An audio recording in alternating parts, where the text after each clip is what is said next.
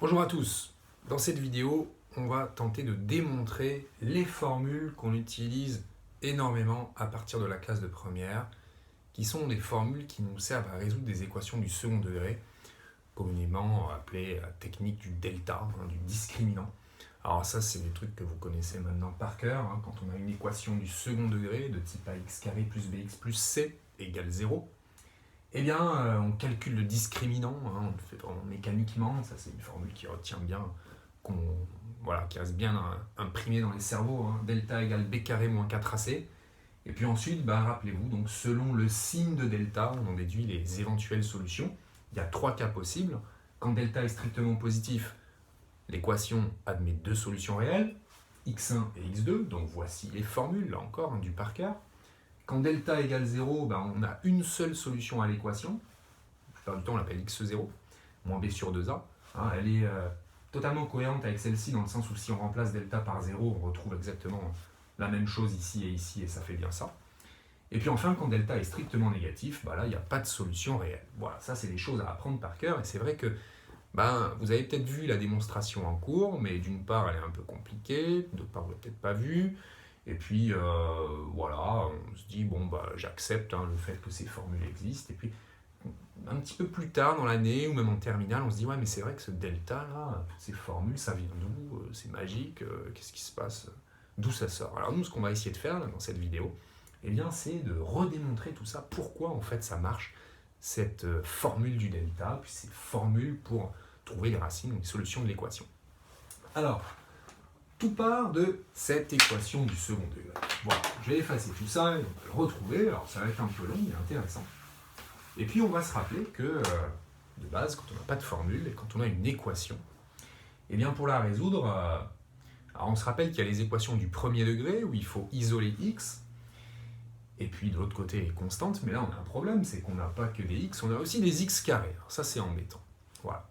Et on se rappelle quand même qu'en seconde, on a appris un principe mathématique qu'on va quand même beaucoup utiliser, que vous allez beaucoup utiliser par la suite. C'est le principe des équations produits nuls.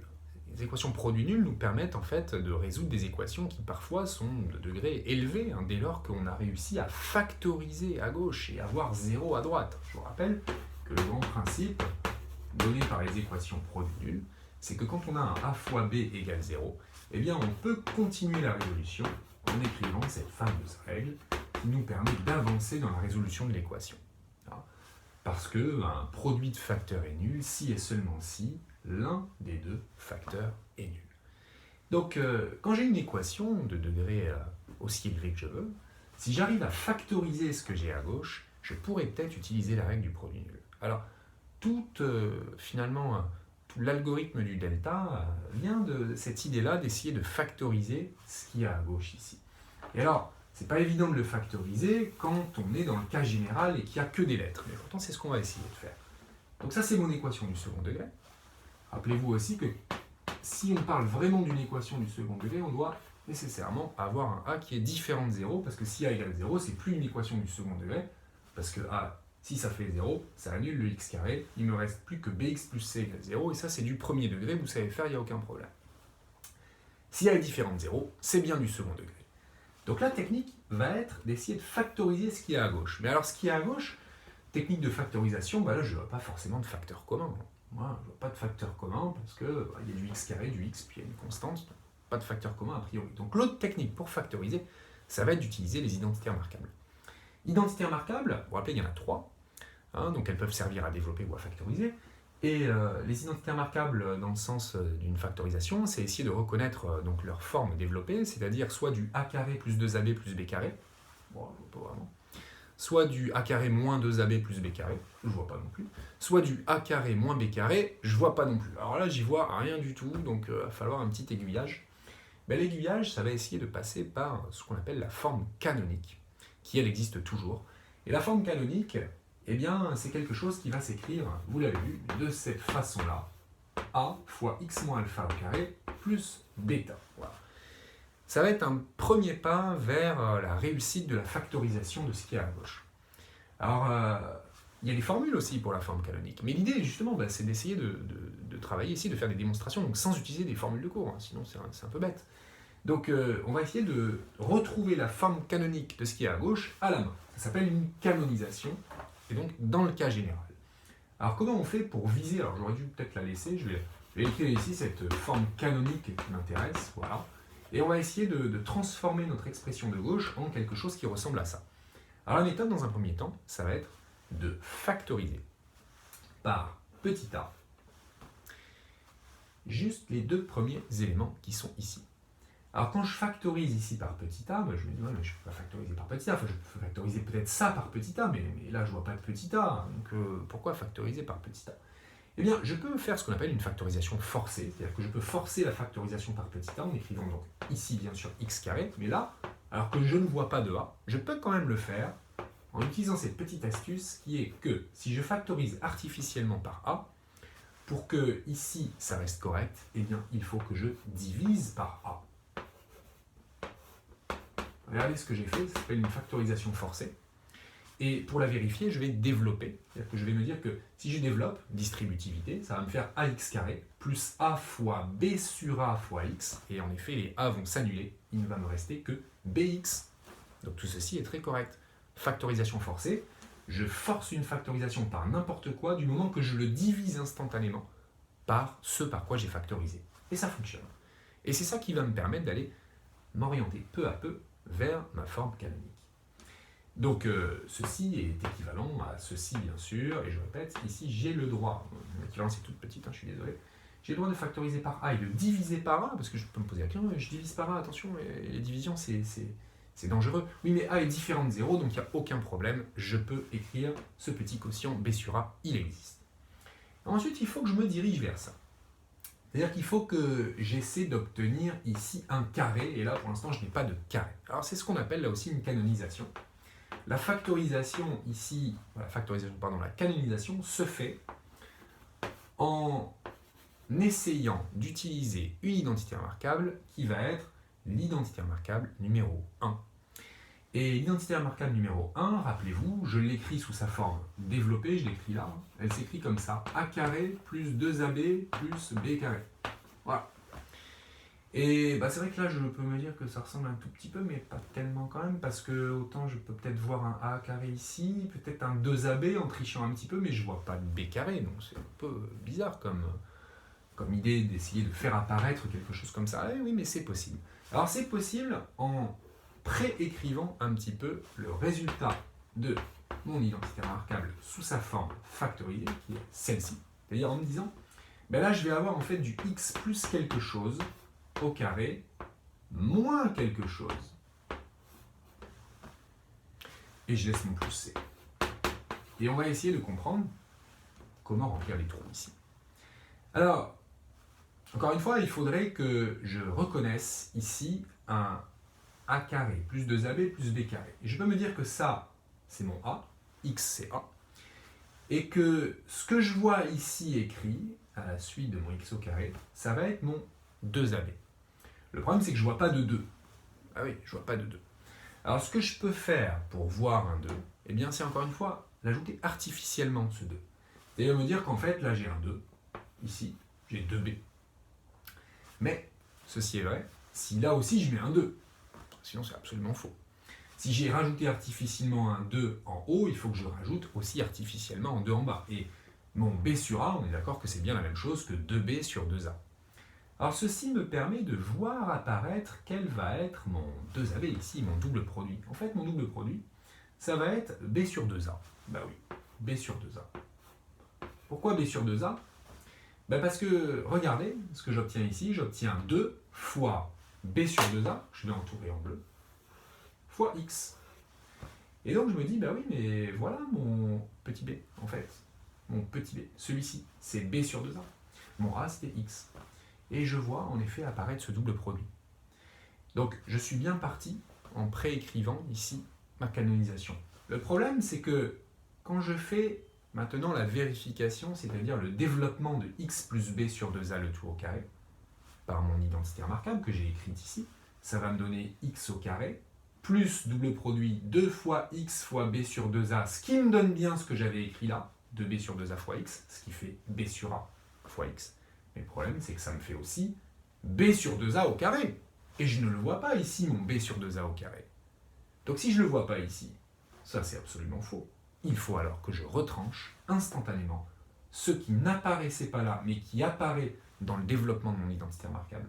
C'est-à-dire que je retranche mon b au carré, qui est b sur 2a au carré. Voilà comment je vais réussir ma canonisation, qui n'est pas totalement finie. Pourquoi ? Parce qu'il faudrait que je le réécris, qu'apparaisse quelque chose comme ça. Et pour l'instant, ça ressemble un peu, mais pas encore tout à fait. Alors ça ressemble un peu, pourquoi ? Parce que je vois apparaître un carré ici, mais par contre j'ai trop de parenthèses. Donc si j'ai trop de parenthèses, il va falloir que je distribue mon A ici et ici. Donc ceci me donne A facteur de x plus b sur 2a au carré moins A fois b sur 2a au carré plus c. Voilà comment j'ai réécrit mon équation. Et là, ça commence à ressembler à A fois x moins alpha au carré plus bêta. Oui, on se dit que ça commence à y ressembler un petit peu. Mais avec ici un signe plus et pas un signe moins, c'est pas très grave, hein, on pourrait dire que c'est moins b sur 2a. Et puis ici, mon bêta, en fait, c'est tout ça. Voilà, c'est toute cette expression-là. Alors, je peux la réécrire un petit peu en retravaillant ce que j'ai écrit là. Pourquoi ? Parce que j'ai quand même un carré à calculer ici. Donc on va le faire. A fois x plus b sur 2a au carré, moins. Alors ici, j'ai une fraction élevée au carré, donc rappelez-vous, ça fait b sur 2a fois b sur 2a. Donc ça fait a fois b carré sur 2a fois 2a, c'est-à-dire 4a carré, plus c. Et ici, comme je vois que j'ai un a en haut et un a en bas, avec que des fois, eh bien je vais pouvoir diviser par a en haut et en bas. Encore une fois, j'ai le droit de le faire parce que a est différent de 0, il n'y a aucun problème. Donc ça me fait éliminer un a ici et éliminer un a en bas, ce qui m'enlève mon carré. Donc a fois x plus b sur 2a au carré, moins b carré sur 4a plus c. Voilà, quand même un peu compliqué tout ça. Et on se dit surtout, en fait, quand j'écris tout ça, à quoi ça va me servir ? Parce qu'au début, j'avais quelque chose de très simple, rappelez-vous, comme équation, c'est-à-dire qu'il y a vraiment un A, un B, un C. Et puis là, j'obtiens quelque chose quand même de très compliqué. Mais on se rappelle de l'objectif. L'objectif était de factoriser le polynôme que j'ai à gauche. Et on avait dit que pour le factoriser, on ne voyait pas de facteur commun, on ne voyait pas grand-chose, on ne voyait pas d'identité remarquable. Mais l'écriture de ceci va nous permettre très certainement de trouver une identité remarquable. Alors une identité remarquable qui ne pourra être que la numéro 3, celle qui s'écrit a carré moins b carré. Et pour l'instant, on voit que c'est peut-être possible, mais c'est pas encore parfaitement clair. Donc il faut continuer un petit peu à retravailler tout ça avec une nouvelle factorisation par a, ici, pour se débarrasser de ce a qui nous empêche de voir pour l'instant un a carré moins b carré. Donc si je factorise par a, j'ai aucun problème pour ceci, ça me donne x plus b sur 2a au carré. Par contre, là, je ne vois pas de a au numérateur, donc c'est encore une factorisation forcée. Pour pouvoir écrire cette factorisation par a, il faut que j'écrive tout ça en le redivisant instantanément par a, ce qui me donne moins b carré sur 4a carré plus c sur a égale 0. Voilà. Et je peux aller un petit peu plus loin parce que je vais quand même me dire que ici, ces deux blocs côte à côte là sont pas très beaux et j'aimerais bien les mettre sous le même dénominateur. Donc pour les mettre sous le même dénominateur, je peux me dire qu'en bas, il faudrait que je multiplie par 4a et donc en haut aussi par 4a. Voilà. Et je vais donc réécrire mon équation initiale sous sa nouvelle forme qui est très moche mais qui aura le mérite de nous permettre de résoudre l'équation. A facteur de x plus b sur 2a au carré moins. Et alors, c'est là que le moins est un peu dangereux parce que j'ai un moins et j'ai un plus. Donc attention, je vais peut-être commencer par le plus.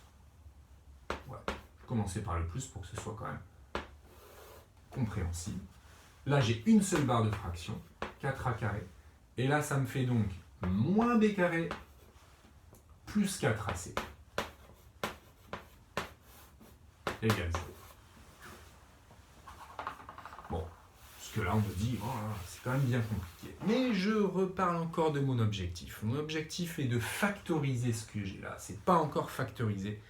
Et pour le factoriser, il faudrait que je fasse apparaître une identité remarquable qui serait a carré moins b carré. Quelque chose au carré moins quelque chose au carré. Premier gros problème. Bon, premier truc sympa, là, j'ai bien un carré. Regardez, ah, il y a un carré. Donc je me dis que ça, c'est certainement mon a, un a carré. Mais là, je vois un plus et pas un moins. Ça ne me va pas. Donc pareil, je vais tricher un peu et je vais faire apparaître artificiellement un moins ici. Comment je fais pour faire apparaître un moins alors que j'ai un plus? J'écris plus, moins, moins. J'écris moins, et là je vais écrire un deuxième moins, et ce deuxième moins, qui a moins un fois, va me permettre de prendre l'opposé de ce que j'ai au numérateur. C'est-à-dire 4ac, pardon, b carré, parce que je prends l'opposé de moins b carré, moins 4ac sur 4a carré. Voilà. Et ça commence à ressembler un petit peu à un a carré moins b carré. Un petit peu, un petit peu. Alors pourquoi un petit peu?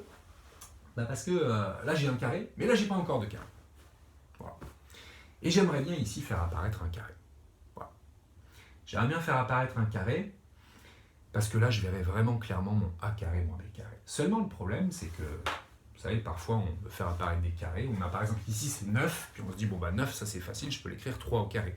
Puis même si c'est 8, je peux l'écrire racine de 8 au carré. Mais si c'est moins 3, malheureusement ça je ne peux pas l'écrire sous la forme d'un carré parce que moins 3 c'est négatif. Donc ceci, j'aimerais bien l'écrire sous la forme d'un carré. Seul problème, c'est que je ne sais pas si c'est positif ou négatif. Si c'est positif, je pourrais toujours l'écrire sous la forme d'un carré. Mais si c'est négatif, là, je suis sûr que je ne pourrais pas. Donc, ça y est, on va devoir distinguer des cas. Et les cas qu'on va devoir distinguer, c'est donc quand ceci est positif ou alors quand ceci est négatif. Alors c'est là que j'ai l'idée de poser, pour m'aider, une nouvelle petite lettre, parce que sinon ça va être compliqué, c'est ce b carré moins 4ac ici. C'est en fait le signe de ça qui va me dire si ce quotient est positif ou négatif. Alors pourquoi juste le signe de ce qu'il y a en haut? Parce que ce qu'il y a en bas, regardez, c'est 4a carré. Et 4a carré, c'est toujours positif, ça, strictement d'ailleurs. Parce que c'est un carré, a au carré, que je multiplie par 4. Donc ça, c'est toujours positif. Donc, quand est-ce que tout ceci va être positif? Eh bien, lorsque b carré moins 4ac, le numérateur va être positif. Donc c'est là qu'intervient mon premier cas. Et je vais d'abord poser, on pose, delta égale b carré moins 4ac, ce que je vais appeler le discriminant. Ça vient de là, delta. Ça vient de cette écriture sous cette forme un peu canonique et préparatoire pour une factorisation. Si je pose delta égale b carré moins 4ac, eh bien, ceci d'ailleurs peut se réécrire moins delta sur 4a carré. Voilà. Et donc j'ai un premier cas. Mon premier cas, j'écris là, c'est qu'est-ce qui se passe quand delta est strictement positif? Premier cas. Quand delta est strictement positif, ce que j'ai entouré ici en pointillé, c'est delta divisé par 4a carré. C'est positif aussi, bien sûr.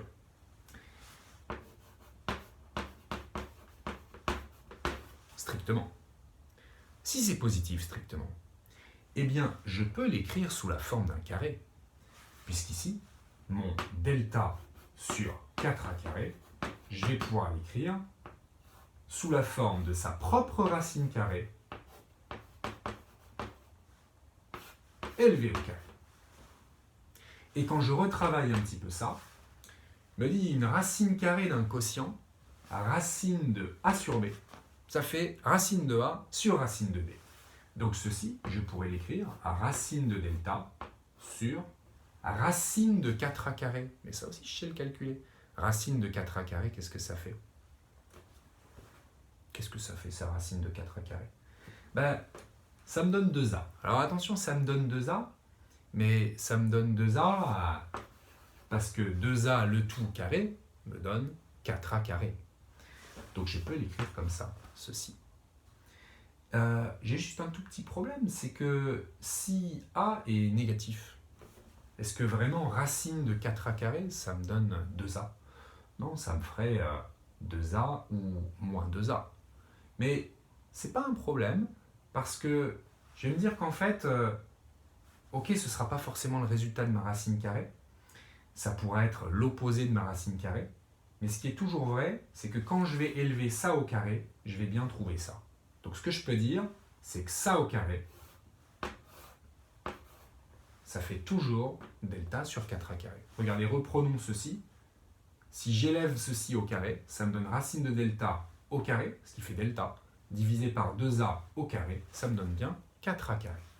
Donc finalement, dans le cas où delta est strictement positif, j'en suis bien, delta strictement positif, mon équation, on est toujours dans le cas numéro 1, je peux la réécrire comme ceci. A fois x plus b sur 2a au carré moins racine de delta sur 2a au carré égale 0. J'insiste, je suis bien dans le cas numéro 1. Je vais écrire là. Le cas où delta est strictement positif. Qu'est-ce que je vois apparaître ici? Mon identité remarquable numéro 3 qui s'écrit a carré moins b carré. Alors ça se factorise. Comment je factorise ça? Vous le savez, a plus b fois a moins b. Je pourrais l'écrire dans l'autre sens aussi. Hein. A moins b fois a plus b, peu importe. Tiens, je vais l'écrire sous ce format-là. A moins b fois a plus b.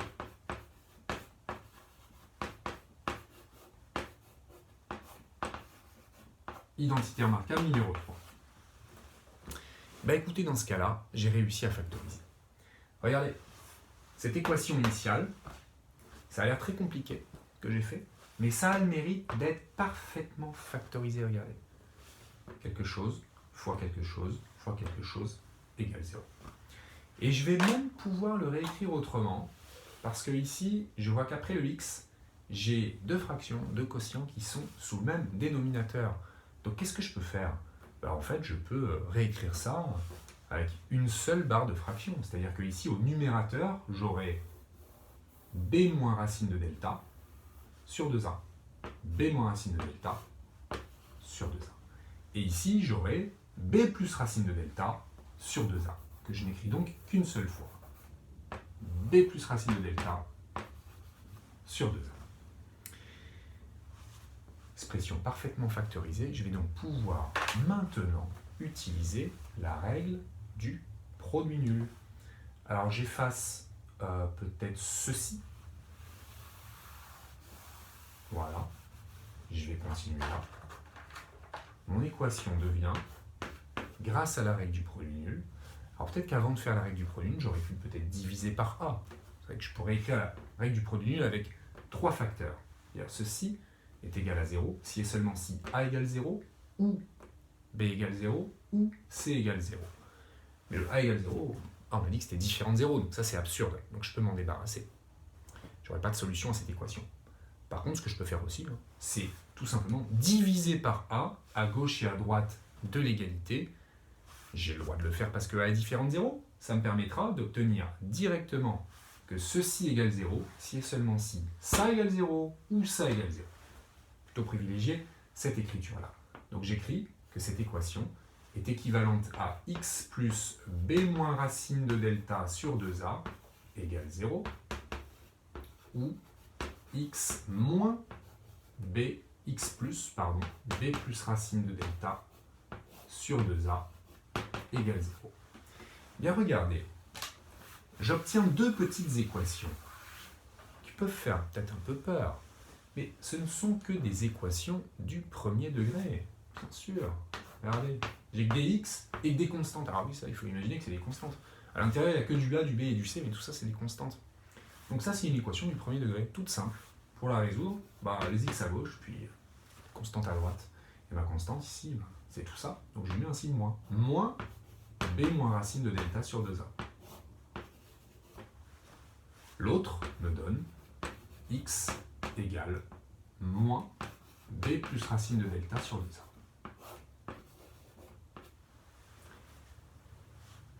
C'est pas les écritures qu'on a l'habitude de voir. il faut les manipuler un tout petit peu. Parce qu'ici, mes signes moins sont devant les barres de fraction. Et on n'oublie pas qu'un signe moins devant une barre de fraction, en fait, c'est un moins 1 fois ma fraction. Donc ce moins 1 fois, que je pourrais écrire moins 1 sur 1, ben, je vais pouvoir le distribuer à chacun des termes du numérateur. Et c'est ainsi que je vais retrouver mes petites formules bien connues qui sont moins b plus racine de delta sur 2a, avec cette fois mon signe moins, attention, qui est bien à l'intérieur ici, hein, qui est bien au-dessus de la barre de fraction, plus devant, ou x égale moins b moins racine de delta sur 2a.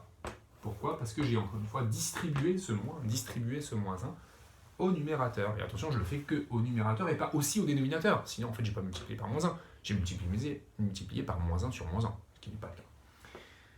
Donc, qu'est-ce que je retrouve ici? Mais je retrouve en fait mes formules de x1 et x2. Qu'est-ce que je viens de prouver? Je viens de prouver que cette équation, lorsque delta est strictement positif, elle a deux solutions qui sont moins b plus racine de delta sur 2a et moins b moins racine de delta sur 2a. C'est ce que, dans votre cours, vous avez appelé x1 et x2. On vient de prouver les formules dans le cas où delta est strictement positif. C'est pas mal. On reprend où on s'était arrêté juste avant d'écrire premier cas, grand 1, delta strictement positif. On reprend là avec un grand 2. Qu'est-ce qui se passe maintenant quand delta égale 0? C'est le grand 2. Delta égale 0.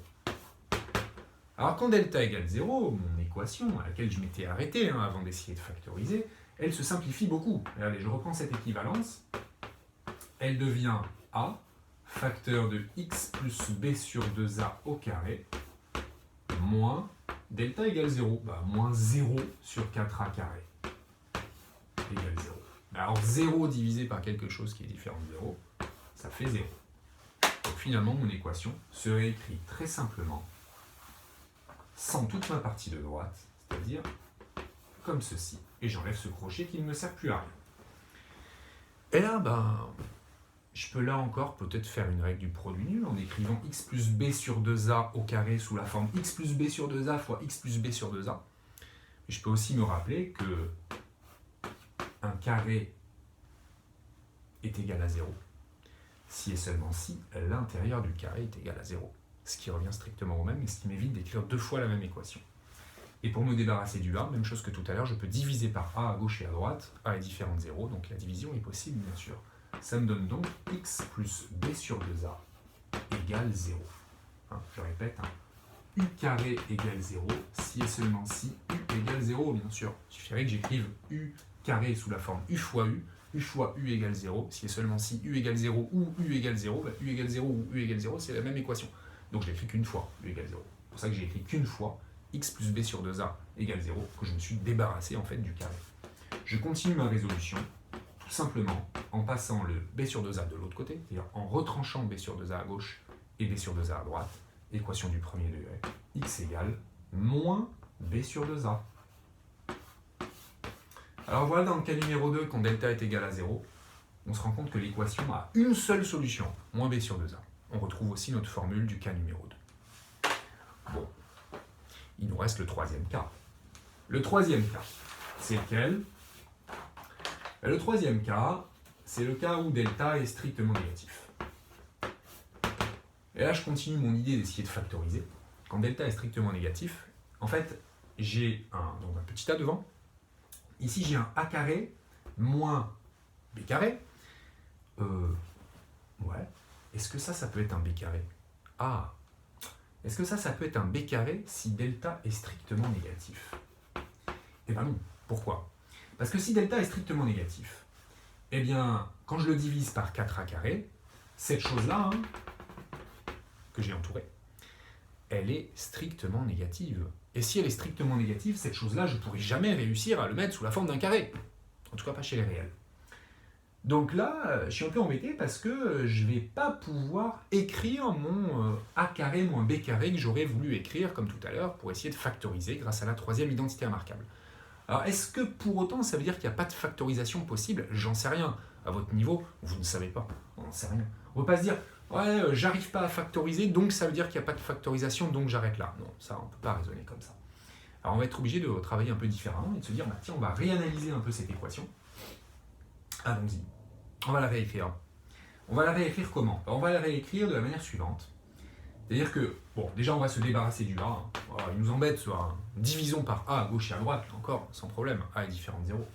Et on va écrire que x plus b sur 2a au carré moins delta sur 4a carré égale 0.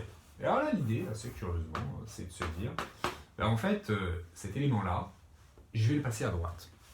D'habitude, pour une équation qui n'est pas du premier degré, ça sert strictement à rien de faire ça. Et là, on va voir que ça va nous servir à quelque chose. Parce qu'en écrivant ça comme ça, je vais analyser chacun des deux membres de mon égalité. Je vais regarder leur signe. Ici à gauche, regardez, c'est un carré. Donc un carré, ça, c'est positif. Maintenant, je vais regarder ce qu'il y a à droite. On a dit que dans ce cas, delta était strictement négatif. Donc en haut, c'est strictement négatif. Et en bas, 4a carré, c'est un carré. Et en plus, ça est différent de 0. Donc c'est strictement positif. Donc ça, c'est strictement négatif. Et en bas, c'est strictement positif. Ça veut dire que ce que j'ai ici à droite, qui est le quotient d'un négatif par un positif, eh bien c'est strictement négatif. Alors regardez, à gauche, j'ai quelque chose de positif. À droite, j'ai quelque chose de strictement négatif. Alors ça, c'est pas possible. Si c'est pas possible, ça veut dire qu'il n'y a aucune solution à cette équation. Il n'y a pas de x qui puisse vérifier ça, puisque ce serait absurde d'avoir à gauche quelque chose de positif et à droite quelque chose de strictement négatif. Donc finalement, dans le cas numéro 3 où delta est strictement négatif, eh bien mon équation que j'ai réussi à réécrire sous cette forme-là, de manière équivalente, eh bien mon équation n'a pas de solution. S égale ensemble vide.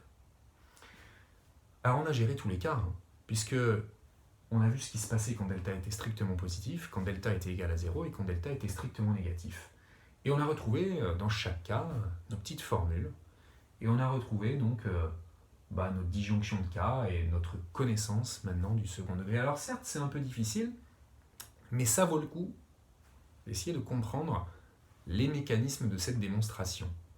Parce que delta, x1, x2, tout ça, c'est un algorithme certes, hein, mais c'est pas magique, ça vient de là. Et d'ailleurs, quelque chose qui serait intéressant, eh bien, c'est de garder en tête finalement cette démonstration pour essayer de résoudre des équations du second degré sans delta. Parce qu'au final, on a compris comment on allait pouvoir y arriver. Allez, ça c'est une petite digression par rapport à ce qu'on vient de faire. Si je vous donne pas ce genre de choses là ici, ça par exemple. Bon, certes, vous allez me dire, elle est un peu facile. Mais que je me rappelle un petit peu de comment j'ai fait finalement pour arriver jusqu'aux formules du delta et cette disjonction de cas, ce x1, x2, tout ça. J'ai commencé par une mise sous une forme canonique, par une canonisation. Alors, je pourrais le faire. x-2 au carré. Je retranche ce que j'ai mis en trop, c'est-à-dire moins 2 au carré, c'est-à-dire moins 4. Je recopie mon plus 3 égale 0. C'est ce qu'on a fait tout à l'heure. Alors là, oui, le a il est égal à 1, donc c'est plus facile. Mon exemple est plus facile. Je continue. Ça me donne x-2 au carré, moins 1 égale 0. Alors tout à l'heure, c'était la même chose, mais avec beaucoup plus de lettres. Là, il y avait un A, là, il y avait un B sur 2A, et là, il y avait un truc horrible. Voilà. Mais l'idée, ça avait été de factoriser. Et le factoriser en utilisant une identité remarquable. Donc l'identité remarquable, ici, je la vois tout de suite. X-2 au carré, moins 1 au carré, en fait. Et ça va me donner A moins B fois A plus B, c'est-à-dire x-2 moins 1, facteur de x-2 plus 1. x-3, facteur de x-1 égale 0. Et ensuite, c'est la règle du produit nul. X égale 3 ou x égale 1. Eh bien, en fait, ce mode de résolution d'une équation du second degré qui se passe du delta, c'est la même chose que ce que vous avez fait dans la démonstration. Donc, essayez de le comprendre, ça, et même peut-être avec un exemple peut-être un peu plus général, un peu plus compliqué. Je vous mets 2x carré moins 3x moins 5, par exemple, égale 0. On va essayer de refaire la même chose. Sans delta, je suis sûr que vous sauriez le faire avec delta. Et regardez, sans delta, pour bien comprendre encore une fois le principe de la démonstration qu'on a faite avec les grandes étapes. Première étape, canonisation. Je factorise par 2. Je peux en fait factoriser tout par 2. Ou alors uniquement les deux premiers éléments. J'ai l'habitude de le faire avec les deux premiers éléments. Moins 3 demi de x, moins 5 égale 0. Et puis, je vais aller retravailler encore ma canonisation en divisant par 2 ici ce qui va être mon double produit. Donc moins 3 quarts que j'élève au carré, et je retranche ce que j'ai mis en trop, c'est-à-dire 9 16e. Parce que c'est 3 quarts au carré que j'ai écrit en trop. Moins 5 égale 0. Et puis je continue en distribuant mon 2 facteurs de x moins 3 quarts au carré. Il faut que je distribue encore mon 2, moins 18 16e, c'est-à-dire moins 9 huitièmes. Puis j'ai encore un moins 5. Puis oui, c'est vrai que j'aurais pu tout factoriser par 2, parce que je vais devoir encore refactoriser par 2 maintenant, donc j'aurais pu le faire dès le début. Il faut aussi que je mette ici sous le même dénominateur, et en mettant ici sous le même dénominateur, ça va me donner, là c'est des huitièmes, je veux des huitièmes, donc 5 fois 8, 40, moins 9 moins 40, moins 49 huitièmes. Et regardez, là j'ai une belle forme canonique, mais alors il va falloir que je fasse apparaître encore une fois une identité remarquable a carré moins b carré. Donc il faut en effet que je factorise par 2 ici, artificiellement, pour que j'ai vraiment un a carré moins b carré que je puisse écrire. Donc là, en factorisant artificiellement par 2, en fait, il faut que je divise par 2 ici. Donc moins 49 16e égale 0.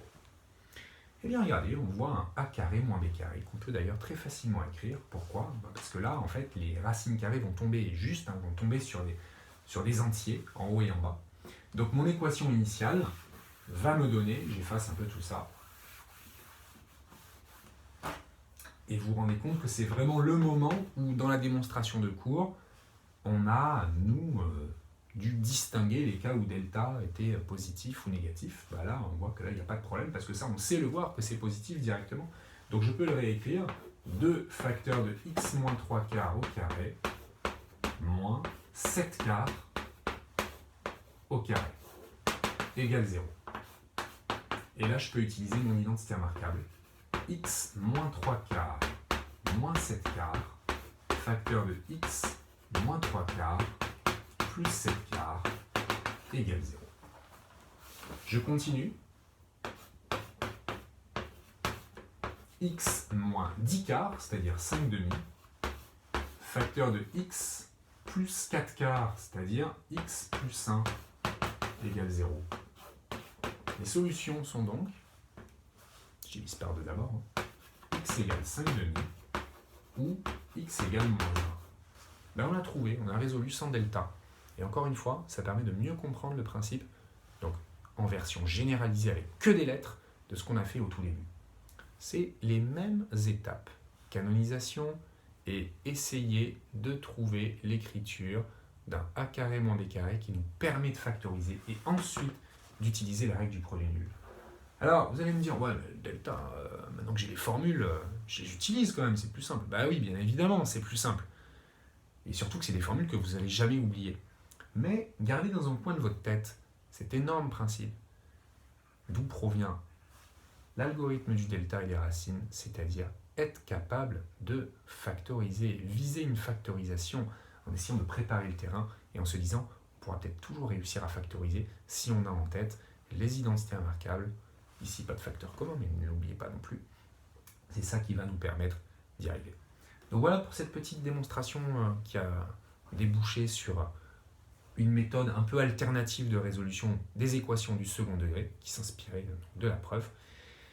J'espère que tout ceci vous a intéressé.